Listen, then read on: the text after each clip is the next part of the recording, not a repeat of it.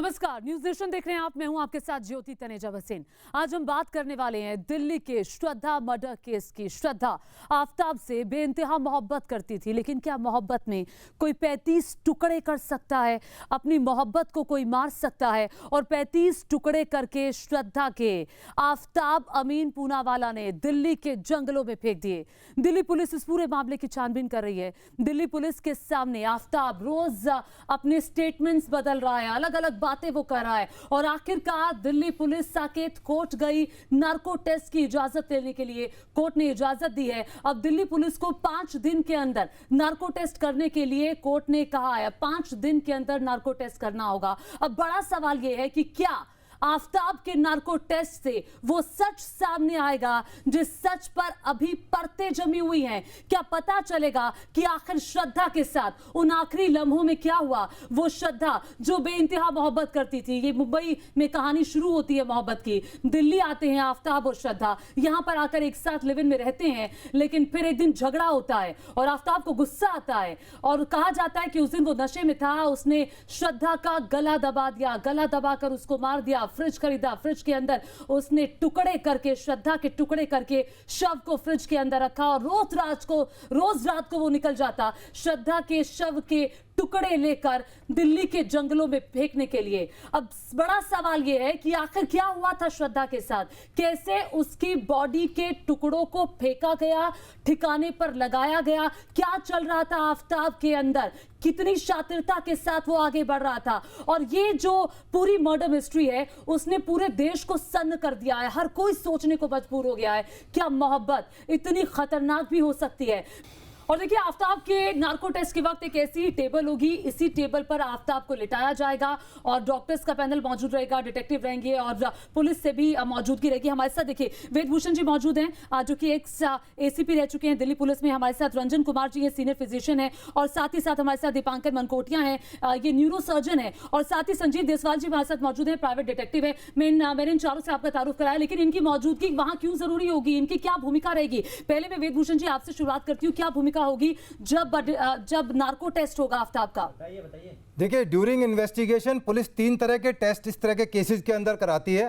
पहला, जो इसकी अप्रूवल ली गई है और अदालत से अप्रूवल ली जाती है, क्योंकि माननीय सुप्रीम कोर्ट का आदेश है कि बिना एक्यूज के, उसको हम लोग सब्जेक्ट बोलेंगे आगे के लिए, सब्जेक्ट के बिना अप्रूवल के लिए हम लोग किसी की बॉडी के साथ किसी भी तरह का टेस्ट नहीं कर सकते। तो सबसे पहला टेस्ट होता है नार्को एनालिसिस टेस्ट, जिसमें कि इस तरह की ड्रग्स पेशेंट को दी जाती हैं, जिससे कि वो ऐसी अचेतन अवस्था में पहुंच जाए कि जो कुछ वो दिमाग में है उसके वो छिपा ना सके और उसको एक्सप्लेन कर जाए। दूसरा टेस्ट होता है पोलोग्राफी टेस्ट, जिसके अंदर दूसरी तरह की टेस्टिंग होती है, जिसको हम आमतौर पे सच और झूठ पकड़ने वाली मशीन के द्वारा किया जाता है। इस तरह की बात की जाती है। नंबर 3, ब्रेन मैपिंग टेस्ट होता है। तीनों के अलग अलग फंक्शन है। तीनों ही केसेस के अंदर कोर्ट की अप्रूवल मैंडेटरी है, जरूरी है। अब जब इस तरह की चीजें आती हैं तो उससे किस तरह से क्वेश्चनर बनाया जाए, ये आईओ का, इन्वेस्टिगेटिंग एजेंसीज का कर्तव्य है, ड्यूटी है कि पहले सॉफ्ट क्वेश्चंस बनाए जाए कि आपका क्या नाम है, कहाँ के रहने वाले हैं, आप इसको कैसे जानते हैं। फिर धीरे धीरे सख्त क्वेश्चन की तरफ जाया जाता है, फिर धीरे धीरे एकदम डायरेक्ट अटैक किया जाता है। बिल्कुल, ये भी हम जानेंगे। रंजन जी, एक डॉक्टर की मौजूदगी जब नार्को टेस्ट के वक्त मौजूद रहती है किसी भी शख्स के, तो उसमें क्या पैरामीटर्स पर ध्यान दिया जाता है? किन पैरामीटर्स पर ध्यान? सबसे पहले तो देखा जाता है कि जिस अक्यूज का जो हम लोग नार्को टेस्ट कर रहे हैं, पहले वो कंडीशन हो उस समय बिल्कुल स्टेबल हो, उस समय जो उसकी कंडीशन हो कुछ और सिक नहीं हो, कुछ बीमारियों से उसमें नहीं ग्रसित हो। ठीक है, आप पूरे नार्को टेस्ट के वक्त ध्यान रखेंगे। उसके बाद हम उसमें एक ड्रग इंजेक्ट करते हैं यूजुअली। उस ड्रग पे भी मैं आऊंगी। दीपांकर जी, चूंकि आप न्यूरो डिपार्टमेंट से जुड़े हुए हैं, आप मुझे ये बताएं कि क्या क्या वो चीजें रहेंगी जिस पर आपका ध्यान रहेगा नार्को टेस्ट के वक्त? देखिए, नार्को टेस्ट के दौरान हमें पेशेंट के पल्स और ब्लड प्रेशर के ऊपर पूरी नज़र रखनी पड़ती है। हम उससे सवाल पूछेंगे, हम उनका एक नॉर्मल क्वेश्चंस के दौरान उनका पल्स और ब्लड प्रेशर चेक करेंगे और उसको हम कोरिलेट करेंगे जब उनसे हम इस घटनाक्रम के रिलेटेड क्वेश्चंस पूछेंगे। अगर उसमें कुछ चेंज आएगी तो हम उसको डिटेक्ट करेंगे। देखिए, अपराधी बहुत शातिर है। संजीव जी, आप डिटेक्टिव हैं, तो ऐसे में कैसे आप पता लगाएंगे कि जो सवाल पूछे जा रहे हैं वो सवाल वाकई उसके जवाब वो ठीक दे रहा है या नहीं? देखिए, इसमें कोई दो राय नहीं कि नार्को टेस्ट अपने आप में एक बहुत इंपॉर्टेंट टेस्ट है और इसी टेस्ट से पता चलेगा कि हमारी जो इन्वेस्टिगेशन है सही जा रही थी या गलत जा रही थी या उसको रूट क्या मिलना चाहिए। एज अ प्राइवेट डिटेक्टिव मैं समझता हूँ कि मेरा रोल यहाँ पे सबसे बेस्ट इन्वेस्टिगेशन ऑफिसर ऑफिसर होना चाहिए, क्योंकि नार्को टेस्ट के अंदर साइकोलॉजिस्ट और इन्वेस्टिगेशन ऑफिसर, इन दो का सबसे बड़ा रोल होता है। क्योंकि डॉक्टर्स तो ये देख रहे हैं कि हमने जो इंजेक्ट किया है उससे कोई उसको परेशानी तो नहीं आ रही, कोई प्रॉब्लम तो नहीं आ रही, लेकिन जो हम नार्को टेस्ट कर क्यों रहे हैं? हम नार्को टेस्ट इसलिए कर रहे हैं कि जो इन्वेस्टिगेशन की जा रही है वो इन्वेस्टिगेशन रूट सही पकड़ रही है या इसने कुछ छुपाया है। क्योंकि नार्को टेस्ट की वजह ही यही है कि हम उस पर हम विश्वास नहीं कर पा रहे हैं अपने कहते हैं क्रिमिनल के ऊपर कि वो सारी बातें सच, क्योंकि अभी तो कोई एविडेंस फुल प्रूफ मिल नहीं पाया इस केस में। इसीलिए सबसे बड़ी बात यह है कि नार्को टेस्ट की वजह ही यह है कि अभी तक इतने दिनों की इन्वेस्टिगेशन के अंदर हमें कोई कंक्रीट एविडेंस नहीं मिला है। जब कोई कंक्रीट एविडेंस नहीं मिला है तो हम इस केस को अंजाम तक कैसे पहुंचाएंगे? इसलिए बहुत जरूरी है नार्को टेस्ट और उसके अंदर इन्वेस्टिगेशन ऑफिसर का रोल। और देखिए इस वक्त हमारे साथ कुछ मेडिकल इंस्ट्रूमेंट भी मौजूद हैं और हमारे पास एक व्यक्ति है जिनको हम बुला करके पूरा आपको बताते हैं कि आखिर नार्को टेस्ट हमें कैसे करना है। मैं चाहती हूं कि आप प्लीज आइए और डॉक्टर साहब हमारे साथ मौजूद हैं। अंकित आइए आप। ये इनका नाम अंकित है, लेकिन आप मान लीजिए आफ्ताब को ऐसे ही लिटाया जाएगा जैसे कि हम अंकित को इस टेबल पर लेटने के लिए डॉक्टर साहब कहेंगे। तो डॉक्टर रंजन, सबसे पहले क्या देखा जाएगा? ऐसी टेबल पर लिटाया जाएगा आफ्ताब को? आप अंकित जी कंफर्टेबल हैं अभी? पूछा अभी- जाएगा कि अंकित अभी कंफर्टेबल हैं या नहीं? हाँ। ठीक। इसके बाद हम इनका ब्लड प्रेशर, वाइटल्स, टेम्परेचर वगैरह ठीक। सब चेक करेंगे। ब्लड प्रेशर चेक करेंगे। ठीक है, ये आप चेक कर रहे हैं कि आखिर इनकी जो नब्ज है वो ऑक्सीमीटर। ऑक्सीमीटर है, से पल्स- ऑक्सीमीटर से पल्स रेट चेक कर रहे हैं। एक बार फिर हम लोग इनका ब्लड प्रेशर चेक कर लेंगे कि ब्लड प्रेशर अभी ठीक है या नहीं। और किसी भी नार्को टेस्ट करने वाले व्यक्ति का जिसका नार्को टेस्ट किया जा रहा है उसके पैरामीटर्स बहुत इंपॉर्टेंट है। बिल्कुल उस समय ये देखा जाता है कि जिस समय नार्को टेस्ट होना है उसके पहले वो बिल्कुल ठीक है या नहीं, वो इस समय उसका नार्को टेस्ट किया जा सकता है कि नहीं, वो स्टेबल है कि नहीं। उसके बाद वो ड्रग दी जाती है उसको, और उसके बाद जब ड्रग का असर होना शुरू करता है उसके बाद उससे कुछ जो इन्वेस्टिगेटिंग टीम रहती है उससे सवाल पूछने शुरू करती है। और इस दौरान डॉक्टरों की टीम पूरी निगरानी करती है कि उसकी कंडीशन तो नहीं बिगड़ रही है, उसके जो वाइटल्स में कुछ। अच्छा, सिर्फ ऑक्सीमीटर से, और आप कह रहे हैं कि और जो इंस्ट्रूमेंट्स और लगाए जाते हैं, आप जरा बताएंगे कि कैसे उन इंस्ट्रूमेंट्स को लगाया जाएगा? एक ब्लड प्रेशर मॉनिटर से उनको जोड़ दिया जाएगा। यूजुअली बड़े स्क्रीन पे जो मॉनिटर वो लाइव रहता है। अब वो जो वायर्स वहाँ पे हैं उसका कैसे इस्तेमाल किया जाएगा सर? दीपांकर जी। ये बेसिकली इनकी ईसीजी लीड्स हैं, ये इनकी छाती के ऊपर लगाई जाएंगी। अच्छा। इस तरह से इनको लगा दिया जाएगा और इसको हम एक बड़े मॉनिटर स्क्रीन पे लगाएंगे जिससे हम इनके पल पल के एक एक सेकंड की हम पल्स नोट करेंगे। जो भी इनसे सवाल पूछे जाएंगे वो हम इसके साथ इनको नोट करेंगे। नॉर्मल सवाल में पल्स नोट करेंगे और अगर ये कुछ झूठ बोलेंगे तो इसमें वेरिएशन आएगा जो हम इसको पिकअप करेंगे। ओह, दैट्स मोर इंपॉर्टेंट। और वहीं से पता चलेगा कि ये सच वो बोल रहे हैं, एनालिसिस झूठ के लिए बोल बहुत जरूरी है। जब क्वेश्चन पुटअप कि वो हुए, जवाब सही आ रहा है या नहीं आ रहा है। जब क्वेश्चन पुटअप्स हुए तो क्या कहते हैं रिएक्शंस आए बॉडी में और हार्ट बीट्स के अंदर। अगर हार्ट बीट्स बढ़ी या घटी तो इसका मतलब आपका कॉन्शियस जो माइंड है वो भी सोच रहा है, वो काम कर रहा है। Right right right. अगर ठीक है, तो अगर आपका पल्स बढ़ता है तो इट मींस कि आप कॉन्शियस में हैं, आपकी जो वो डोज है वो शायद कम है, ऐसा भी होगा? बिल्कुल बिल्कुल। देखिए इसमें ना हम एक ट्रुथ सीरम यूज करते हैं ड्रग जिसका नाम है सोडियम पेंटोथल। इसका एक इंजेक्शन लगाया जाता है। इसका डोज पेशेंट के एज। अच्छा, इसका नाम ही ट्रुथ सीरम है, इसका नाम सच्चाई को truth बाहर serum इसका है। एक नाम, इसका एक नाम और है, यही है ट्रुथ सीरम। ट्रुथ सीरम इसे कहते हैं नार्को टेस्ट है लेकिन एक नाम और भी है, ये ट्रुथ सीरम। तो ये एक ड्रग होता है जिसको हम बोलते हैं सोडियम पेंटोथायल। ये एक एनेस्थीसिक एजेंट रहता है। इसको हम पेशेंट को एक इसका इंजेक्शन देते हैं। इसकी डोज इसके एज के ऊपर डिपेंड करती है, वेट के डिपेंड करती है, इसके सेक्स पे डिपेंड करती है और इस डोज को देने के बाद में हमें इसकी पूरी मॉनिटरिंग करनी पड़ती है। अब पेशेंट का जो है अनकॉन्शियस लेवल कम हो जाता है इससे और एक ये स्टेट ऑफ ट्रांस या हिप्नोसिस में चला जाता है जिसके अंदर इसकी इमेजिनेशन की पावर जो है बिल्कुल खत्म हो जाती है। तो हम इससे जो भी इससे सवाल पूछेंगे ये बिल्कुल उसका सही जवाब ही देंगे। बट इसके अंदर ये एक बात है कि बहुत अगर कन्विक्ट बहुत शातिर है तो ये इसको भी इवेड कर सकता है। ये एक फुल प्रूफ टेस्ट नहीं है बट इससे काफी हद तक हमें इस कई जवाब मिल सकते हैं जिसको हम आगे ये आपने यूज कर बहुत सकते हैं। इंपॉर्टेंट बात की वेद जी। आपने तो बहुत सारे केसेस को देखा है अपने सामने, तो क्या वाकई ऐसा होता है कि कई बार नार्को टेस्ट के बाद सच सामने नहीं आता? क्योंकि ये फुल प्रूफ एविडेंस नहीं है, कोरोबरेटिव एविडेंस कह सकते हैं, क्योंकि इसको कोर्ट में माना नहीं जाएगा कि सत्य बोल रहा है। पर हाँ, इन्वेस्टिगेशन को लीड करने के लिए एक इंपॉर्टेंट है, क्योंकि 27 एविडेंस एक्ट में ये प्रोविजन है कि जब भी कोई आप इसके डिस्क्लोजर पर या इसकी बातचीत से कोई फैक्ट निकल कर आता है या ट्रुथ निकल कर आता है या पीछे जो इन्वेस्टिगेशन हो चुकी है उसके बारे में सवाल किए जाएंगे। जो आपने हड्डियों के बारे में बताया, जो आपने बैग आपने छिपाया था, आपने चाकू कहां से लिया, अच्छा, जैसे इस केस में ऐसे कौन से सवाल आपको लगते हैं कि जिससे एक लीड मिल सकती है?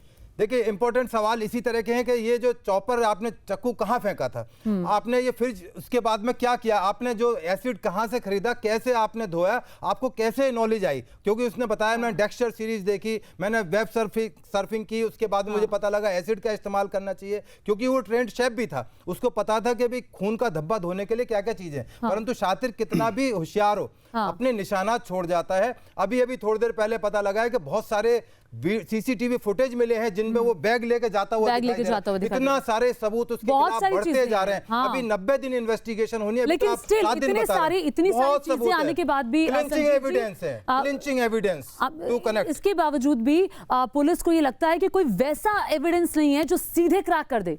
देखिए नार्को टेस्ट की तरफ जाने की वजह ही यह है कि आपके पास कोई ऐसा कॉन्क्रीट एविडेंस नहीं है जिसकी बुनियाद पर आप अपने केस को उसके अंजाम तक पहुंचा सकें।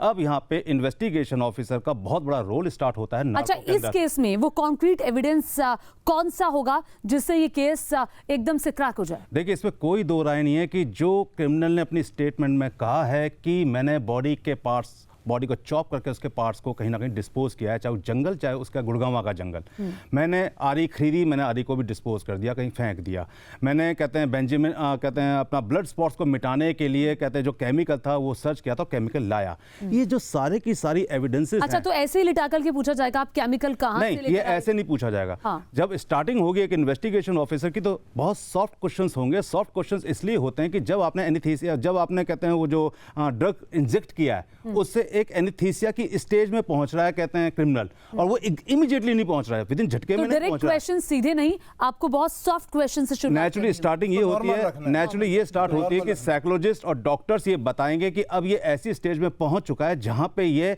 इसके जो कॉन्शियस है वो इतना वीक हो चुका है कि अब ये सच बोलना झूठ बोलना इन सब में अब ये फर्क नहीं कर सकता, अभी सच ही बोलेगा। तो जब ये सच बोलेगा तब क्वेश्चन स्टार्ट होता है क्या नाम है आपका, तो नेचुरली जो उसका नाम है आफ्ताब, तो आफ्ताब बताएगा। तो जब वो आफ्ताब नाम बताएगा, यहीं से नार्को टेस्ट जो स्टार्ट हुआ है वो अपनी रूप में आ रहा है कि हाँ ये सही बोल रहा है। क्योंकि आफ्ताब कहाँ रहते थे, यहाँ रहता था, किससे प्यार करते थे, इससे प्यार करता था, मम्मी का नाम क्या है, पिता का नाम क्या है, धीरे धीरे सॉफ्ट होते होते फिर आप उसको ग्रिड कर रहे हैं धीरे धीरे, और फिर आप पूछते हैं अच्छा आपने फ्रिज क्यों खरीदा था, अच्छा श्रद्धा कहाँ गई।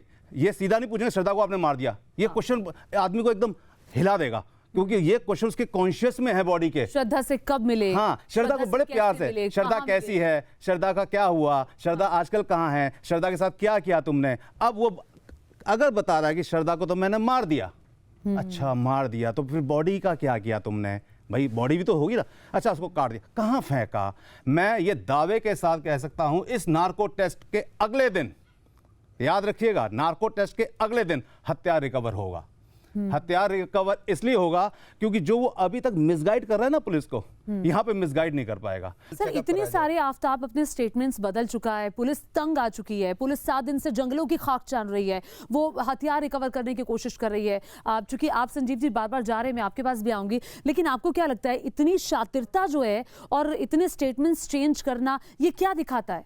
देखिए स्टेटमेंट नहीं, इसको हम बोलते हैं डिस्क्लोजर स्टेटमेंट। वो डिस्क्लोज कर रहा है बार बार, मैंने ये चीज़, ये एक्ट ऐसे किया, ये वाला क्रिमिनल पार्ट ये था।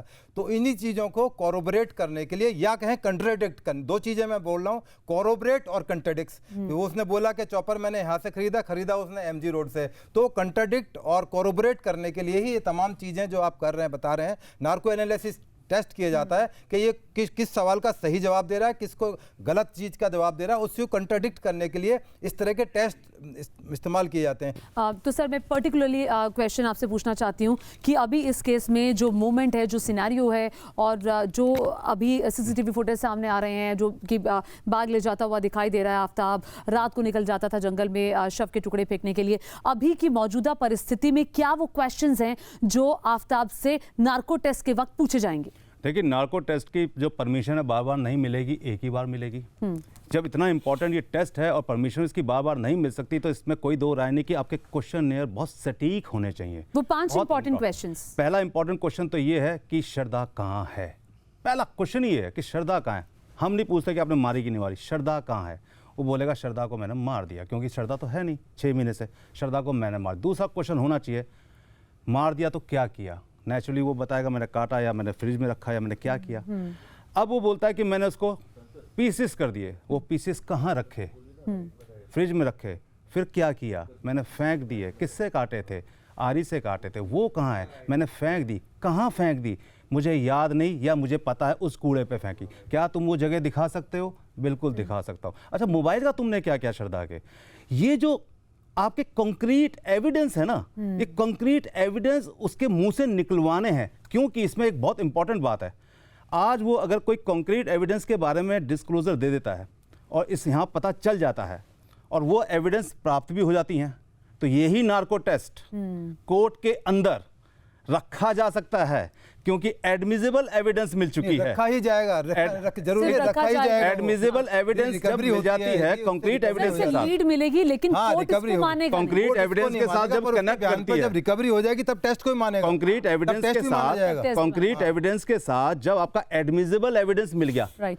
जब कंक्रीट उसको एविडेंस माना का जाएगा, एडमिजिबल एविडेंस मिल गया, तो Time किस of बेस पे trial मिला से आपको? माना जाएगा। किस बेस पे मिला आपको? अभी तक तो नहीं मिला था। नार्को टेस्ट की रिपोर्ट, तो नार्को टेस्ट की रिपोर्ट तब वैलिड हो गई। मेहरौली के जंगल में लगातार आप पिछले 5-6 दिन से लगातार वहां घूम बिल्कुल। रहे हैं और वहां से आप देख रहे हैं वो जंगल कितना घना है। तो ऐसे में वहां जाकर किसी के भी शव के 35 टुकड़ों को अलग अलग जाकर समेटना, ये बड़ी चुनौती है पुलिस के सामने। इतना बड़ा चैलेंज है कि आप ये समझ लीजिए कि फुटबॉल के मैदान में आप एक सुई ढूंढ रहे हैं। उसकी आफ्ताब वजह ने ये अगर है, यहाँ पर बोल दिया कि मैंने वहां फेंका, तब भी आप फेल हैं। तभी भी आप फेल हैं। तब भी फेल है, क्योंकि यहाँ पे तो अनकॉन्शियस था। मैं आपको कॉन्शियस में जाके बोलेगा कि मैंने यहाँ फेंके थे। इसमें जरूरी नहीं है कि सारी की बॉडी पूरी रिकवरी हो जाए, उसका हाथ भी है, पैर भी, सारे एक पीस मिल केवल जाए। उसका एक पीस मिल जाए जिसके डीएनए प्रोफाइलिंग हो, उसमें कंफर्म हो जाए कि ये उसी की बॉडी का पार्ट यानी था। कि अभी तो- सर हाँ, जो हड्डियां वहां हाँ, से वो मिली काफी है, तो वो enough काफी है, उसका enough DNA टेस्ट एक होगा। बॉडी का enough पार्ट, उसकी- enough एक उसका ब्लड वो स्टेन, enough है, कुछ भी। उसकी ब्लड स्टेन मिल जाए कि और उसके फादर जिंदा हैं, उसके भाई जिंदा हैं, उनसे डीएनए हो जाएगा। प्रोफाइलिंग कराई जाएगी, तो कंफर्म हो जाएगा कि ये श्रद्धा की बॉडी है। अच्छा, मुंबई के कुछ डॉक्टर्स के भी स्टेटमेंट सामने हाँ, आए हैं। yes, कल सही है। दर्शकों को दिखा रहे थे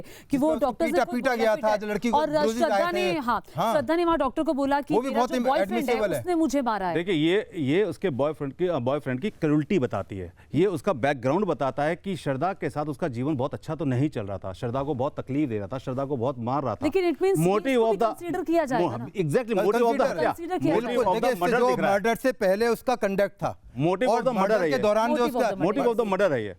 मर्डर से पहले जो भी इसकी सारी कहानी थी वो सारी स्टडी करी जाएंगी, जब से पैदा और हुई वो दोस्तों उसके के बाद मैसेजेस एक्सचेंज जो हाँ, किए गए और थे, उसके बाद श्रद्धा जब वो की मारा तरफ गया से। उसके मैसेज बाद हैं वो अपने आप में गवाह हैं।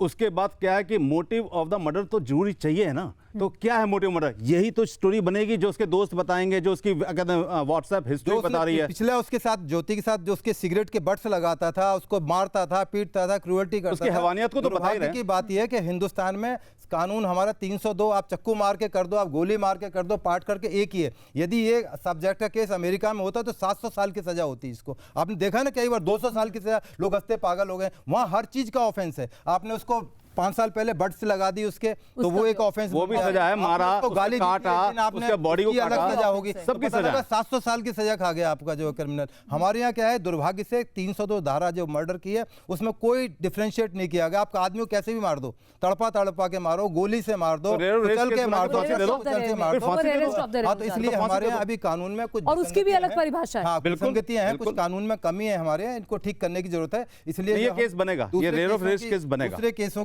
कंट्रीज की बात करते हैं तो हमारे कानून की जो खामियां हैं वो नजर आती हैं। मुझे ये शो खत्म करना होगा, लेकिन जाते जाते नार्को टेस्ट से कुछ फुल प्रूफ मिलेगा संजीव जी? मुझे पूरी उम्मीद है कि नार्को टेस्ट से वो हथियार जिससे बॉडी को चॉप किया गया था मिलने की काफी हद तक संभावना है। सर आप मुझे बताइए दीपांकर जी कि जिस तरह का वो शातिर है, उस शातिरता के साथ जो पैरामीटर्स है आपको लगता है ऊपर नीचे होंगे? क्योंकि जिस तरह जो व्यक्ति रात को 2 बजे उठ के भी जा सकता है, उसको किसी प्रकार का कोई डर लग सकता है? देखिए ज्योति जी, मैंने आपको पहले ही बताया था ये फुल प्रूफ टेस्ट नहीं है। अगर आफ्ताब बहुत ज़्यादा शातिर आदमी है या ड्रग एडिक्ट है, क्योंकि ये ड्रग्स लेने के जो लोग ड्रग एडिक्ट भी होते हैं उसमें भी ये टेस्ट नेगेटिव आ सकता है। वो ये ड्रग्स को टॉलरेट कर सकते हैं और इसको इवेड कर सकते हैं। तो मेरा क्या ऐसा कहना हो सकता है कि वो उसको भी चकमा दे जाए, नार्को टेस्ट को भी चकमा दे जाए आफ्ताब? पॉसिबिलिटी हो सकती है, क्योंकि जिस तरह वो का ये वो- पहले से फुल प्रूफ हो चुका है कि वो ड्रग्स लेता है। बिल्कुल जिस तरह का सातिर इंसान है वो, जिस तरह का साइकोपैथ है, बिल्कुल ऐसा पॉसिबल हो सकता है कि नार्को टेस्ट को भी वो चकमा दे जाए। लेकिन इस कुछ केस में- लीडिंग क्वेश्चन जरूर दे जाएगा जिसपे हमारी कुछ पुलिस लीड्स आपको लगता है कि मिल जाएंगी? वेद जी, आपका नार्को टेस्ट के वक्त किसी भी पुलिस ऑफिसर का होना बहुत महत्वपूर्ण है। वो क्या ऐसे क्वेश्चन होंगे और वो पुलिस का ऐसा क्या, पुलिस को क्या आपको लगता है कि टिप ऑफ मिल पाएगा जिससे केस शट एंड क्लोज हो जाएगा? देखिए लास्ट में डायरेक्ट क्वेश्चन से पुटअप किए जाएंगे, जिनको बोलते हैं हार्ड हिटिंग क्वेश्चंस, बिल्कुल डायरेक्ट पूछा जाएगा। यदि वो उनका जवाब दे पाए ना दे पाए, क्योंकि मैंने बताया कि डॉक्टर साहब ने बताया कि ये फाइनल केस नहीं है, क्योंकि इसके लिए सपोर्टिव एविडेंस भी चाहिए, सर्कमस्टांशियल एविडेंस चाहिए। यदि ये टेस्ट फेल भी हो जाता है, फिर भी पुलिस के पास में इस तरह के क्लिंचिंग एविडेंस इसके खिलाफ इकट्ठे हो चुके हैं कि इसका बचना नामुमकिन है। अकाट्य सबूत जिनको बोलते हैं, इतने सारे सर्कमस्टेंशियल आवाज हैं। मैं अभी आपको बता रहा था कि गीता चोपड़ा केस बीच में रुक गया, उसमें कोई सबूत नहीं मिला था, फिर भी